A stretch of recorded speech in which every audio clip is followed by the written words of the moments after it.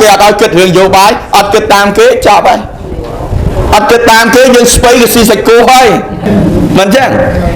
នេះហើយគឺជានយោបាយបងណាសូមឲ្យបងប្អូនក្មេងៗគិតហេតុអីបានបងបានលោកគ្រូតាំងពីក្មេងមកចូលរួម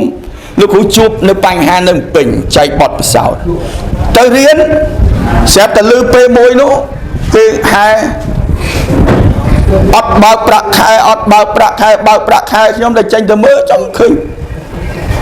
អ្នកណាគេអត់ស្គាល់កាលហ្នឹងនៅយើងរៀងស្ទើរជាវិជានោះ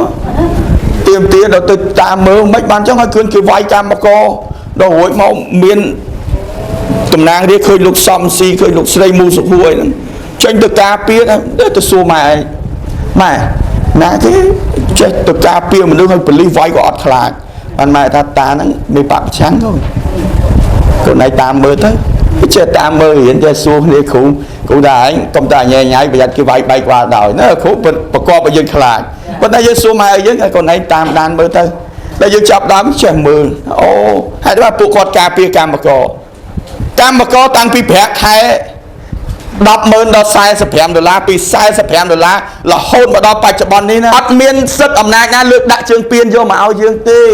បើយើងអត់ចេះតស៊ូយកមកវិញមែនទេ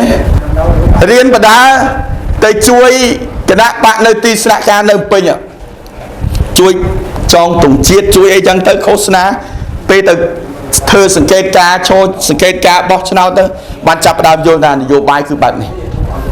យើងចង់ទៅកែប្រែគឺអត់កែបងប្អូនឯងនិយាយតបែកពុះមាត់ទៀតតើអូលោកមេឃុំសិតតែក្មេងដំណើងបើវាក្មេងដំណើងហើយកុំទៅស្អែកគុកទៀតទៅគេគាត់ធ្វើមេឃុំឲ្យគាត់គ្រប់គ្រងឃុំគាត់គ្រប់គ្រងស្កាត់